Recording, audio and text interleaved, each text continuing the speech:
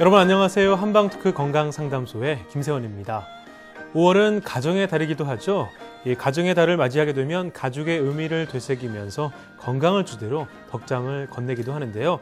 먼저 어린이날은 자녀에게 건강하고 튼튼하게 자라라고 덕담을 건네고요. 또 어버이날에는 부모님께 건강하게 오래오래 사세요라고 덕담을 건넵니다. 그만큼 무엇보다 온 가족의 최대 선물은 바로 건강인데요. 이 가정의 달 5월입니다. 가족 간의 건강을 위해서라도 서로에게 좀 더 관심과 애정을 갖도록 해야겠습니다. 오늘은 천안시 이영준 한의원의 이영준 박사님과 함께하는 날입니다.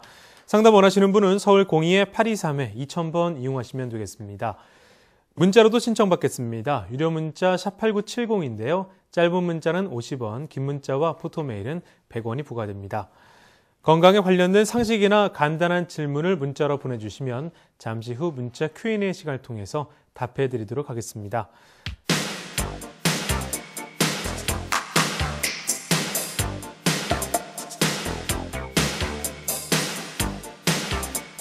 이 시간에 FCST라는 턱관절을 이용한 전신치료법을 창시하신 분이시죠.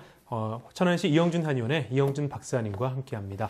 그럼 박사님 바로 만나 뵙겠습니다. 안녕하세요, 박사님. 예, 안녕하십니까. 네, 반갑습니다. 예. 네, 그러면 1년이 넘게 못 뵀다가 다시 만나 뵙게 되는 것 같은데요. 예. 자, 그간 이 턱관절에 대해 궁금하신 분들이 참 많으셨습니다. 박사님은 한의학 박사님이시기도 하면서 또 의학 박사님이신데요. 턱관절의 비밀이란 건강서적에 또 저자이기도 하십니다.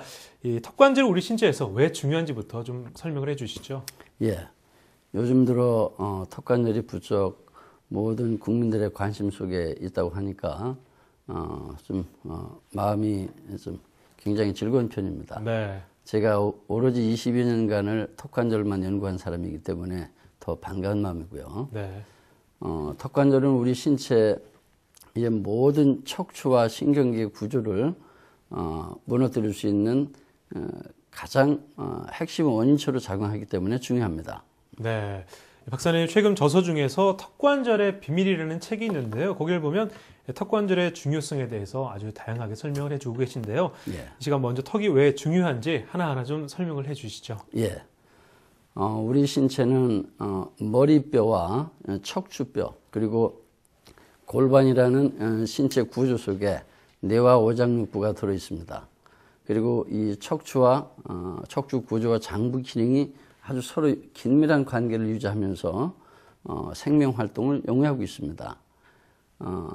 그래서 저는 난치병 위주의 치료를 주로 진행하면서 한동안 모든 구조와 기능을 아우르는 열쇠가 도대체 어디 있을까 상당히 궁금했고 그리고 고민을 했었는데 결과적으로 그 해답이 턱관절의 불균형에 있다는 것을 확신하게 됐습니다. 네, 좀 대단한 발견인데요. 어떤 이유로 우리 신체의 구조와 기능을 아우르는 만능 열쇠죠. 이 턱관절에 불균형이 있다고 보십니까? 우리 신체에는 24마디의 대표적인 척추가 있습니다. 목뼈가 7마디, 등뼈 12마디, 그리고 허리뼈 5마디 등 24마디의 척추 구조가 있는데 이 중에서 단 한 개의 척추만이 오로지 축을 갖고 있습니다. 네.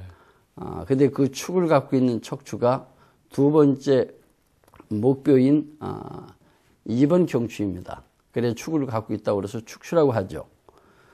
우리 건축 구조물도 축이 무너지면은 전부 다 무너지듯이 네. 우리 척추 구조도 축을 갖고 있는 두 번째 목뼈가 무너지게 되면은 따라서 연달아 무너지게 되어 있습니다.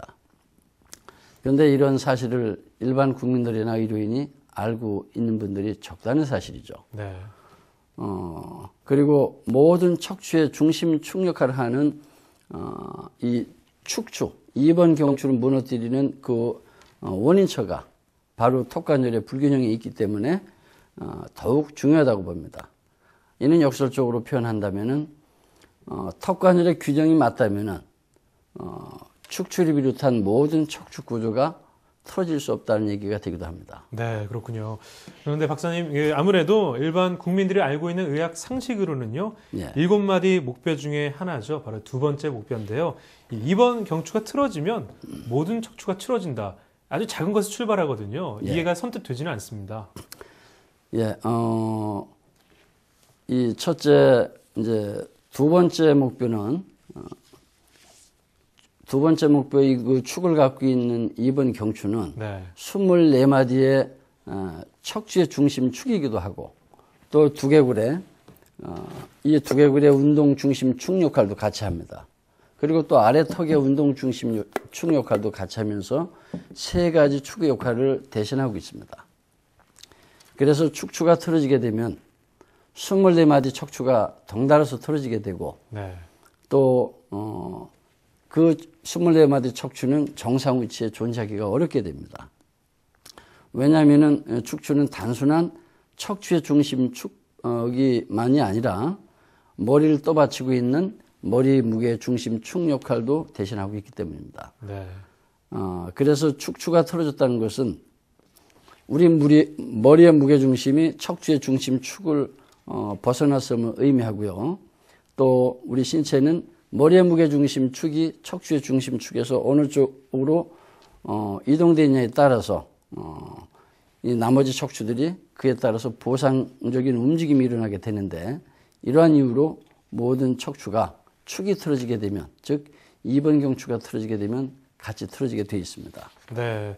말씀하신 내용은 2번 경추의 축추는 척추의 축이자 머리를 떠받친 축이 되겠고요. 턱관절의 운동 중심 축이 된다는 이야기에는 뭐 어느 정도 이해가 좀 됩니다만 그런데 그런 이유만으로 모든 척추가 이 무너뜨리는 원인이 이번 경추인 축추에 있다라는 사실은 아직도 좀 와닿지는 않습니다. 예, 물론 그것은 한 가지 이유일 뿐입니다. 네. 좀 더 의학적인 관점에서 또 접근해서 설명을 드린다면은 24마디의 척추는 우리 몸의 어떤 자세 변화나 머리 무게가 척추 중심축에서 어느 쪽으로 어떻게 벗어나냐에 따라서 시시각각 일사불란한 척추 마디마디의 움직임의 변화가 발생하게 됩니다. 이 척추 마디마디의 움직임의 변화가 어떻게 일어난지에 따라서 그 추적해서 밝혀낸 또 이론이 있는데 네. 이게 로벳 반응의 이론이라고 합니다. 이 원리에 따르면은 가장 꼭대기 1, 2, 3번 목뼈가 틀어지게 되면은 가장 아래쪽에 있는 5, 4, 3번 허리뼈가 같은 방향으로 같은 각도만큼 덩달아 동시에 같이 움직인다는 이론이고요. 네. 여기에다가 다시 1, 2, 3번 목뼈와 5, 4, 3번 허리뼈를 제외한 나머지 척추는 서로 반대 방향으로 같은 각도만큼 틀어진다는 이론입니다. 그래 이런 이론에 의해서 우리는 어떤 동작이나 자세도 가능할 수가 있습니다. 네. 그래 만약에 1, 2번 목뼈가 축을 갖고 있는 목뼈가 어느 쪽으로 틀어진다면은 그 중간에 있는 어떤 척추가 그 역할을 대신해 줘야 되는데 네. 그러지 못했을 때는 도미노 현상으로 모든 척추가 같이 덩달아 틀어지게 됩니다. 네, 그렇군요. 그 위에서 말씀하신 이 박사님의 말씀은 축추인 두 번째 목표를 틀어지게 하는 원인이 바로 턱에 있다라는 말씀해 주셨는데요. 예. 일반 청취자분들이 좀 시청자나 쉽게 알 수 있도록 좀 설명을 해 주시죠. 예, 우리 머리의 무게를 떠받치고 있는 축추 두 번째 목표는 두개골의 이 아래쪽에 있는 이 구멍. 네. 500원 동전만 하는데요. 뇌로 들어가는 구멍인 대후두공이라고 합니다. 네. 이 전방 쪽에 접촉이 돼서 이 머리뼈를 이렇게 떠받쳐 줍니다.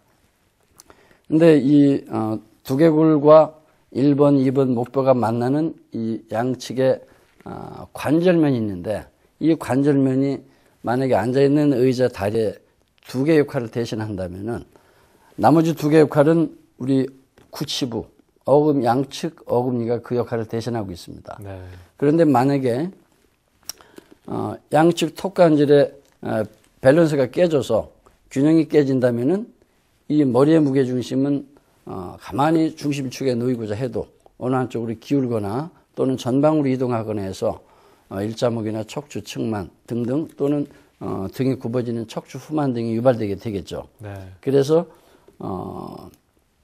이 턱관절의 밸런스가 깨지면은 양측 구치부의 균형이 깨지면서 동시에 후두골 1번, 2번 목뼈가 만나는 후두 환축 관절의 균형이 무너지면서 척추 구조가 무너지게 됩니다. 더 중요한 것은 이 턱의 치아의 수평면과 이 후두 환축 관절은 서로 같은 수평면상에 놓이면서 네.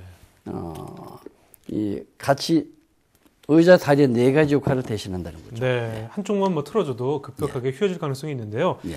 그 이유 말고도 또 어떤 다른 이유가 있을까요? 예, 또 그 이유도 말고도 더 중요한 신경학적인 이유도 있습니다. 예. 턱관절 주변에는 무려 9개의 뇌신경이 분포하고 있습니다. 우리 뇌신경은 총 12개가 되는데 9개의 뇌신경이 턱관절 주변에 다량으로 분포해 있고 그 중에서도 가장 중요한 5번째 신경이 3차 신경이라고 합니다. 이 3차 신경이 턱관절 주변에 분포하면서 이 뇌의 줄기를 통해서 1, 2번 목뼈에 부착되어 있다는 사실이 가장 중요합니다. 네. 그래서 만약에 턱의 균형이 깨지게 된다면은 바로 1, 2번 목뼈가 어느 쪽으로 틀어지게 되겠죠. 오른쪽 턱에서 신경의 압박을 받는다면은 1, 2번 목뼈는 오른쪽으로 바로 틀어지게 되고 왼쪽에서 누린다면 왼쪽으로 틀어지게 되면서 뇌로 가는 통로를 틀어막을 뿐더러 또 전체 척추 구조를 무너뜨리는 가장 중요한 역할을 하기 때문에 중요합니다. 네. 자, 그럼 이 턱관절의 문제를 해결하기 위해서 국민들과 또 편찬신부들 어떻게 좀 해야 할까요? 예, 먼저 가장 하기 쉬운 것부터 설명드린다면은 우선 양측 저작 습관을 할 것을 제안하고 싶습니다. 네. 그리고 턱관절에 어떤 부정적인 자극, 영향을 주는 습관들을 하나씩 제거해야 되겠는데 예를 들면 딱딱한 음식을 자제한다든지 또는 어떤 껌 씹기, 오징어 같은 질긴 음식 씹기 또는 턱을 괴는 그런 동작을 삼가해 주길 바랍니다. 네. 그리고 만약 여러분들이 이갈이나 이약물기 같은 또 습관들을 가지고 있는 분이라면은 턱관절 전문하는 FCH 전문 클리닉을 찾아가서 이런 표준형 구강장치, 표준 구강장치를 처방받아서 치료받으실 것을 권하고 싶습니다. 그리고 또한 치아에 문제가 있는 분이라면은 치과적인 문제를 빨리 해결해서 더욱더 나빠지는 것을 예방해 주시기 바랍니다. 네. 네, 오늘은 턱관절의 중요성에 대해서 이영준 박사님과 함께 알아봤습니다.